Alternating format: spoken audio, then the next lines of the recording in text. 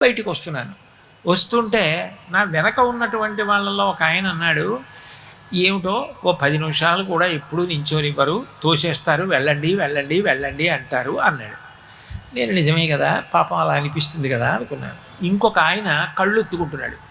నేను అనుకున్నాను బహుశా బయటికి తోసేశారని, వెళ్ళిపోమ్మన్నారని, తోసేయడం అంటే వెళ్ళిపోండి వెళ్ళిపోండి అన్నారని ఆయన కళ్ళు ఎత్తుకుంటున్నాడులో ఉంది అనుకున్నాను నేను.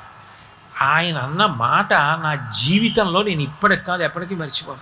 ఆయన అన్నాడు, శ్రీచక్రం టీవీ ఎప్పటి నుంచి నించున్నాడు, కింద నించుంటే నాలాంటి వాళ్ళు కనపడరని ఆ పద్మపీఠం మీద కాలు కదపకుండా అలాగే నించున్నాడు కదా, నించుని కాళ్ళు నొప్పెట్టవా స్వామి, ఒక్క 10 నిమిషాలు నీ కాళ్ళు పట్టే అనుగ్రహం ఇవ్వవయ్యా, ఎంత నిలబడ్డావయ్యా మా కోసం, నిలబడి మమ్మల్ని చూస్తూ అలా ఉండిపోయావా, మేము కనపడలేదు అంటామేమోనని మా కోసం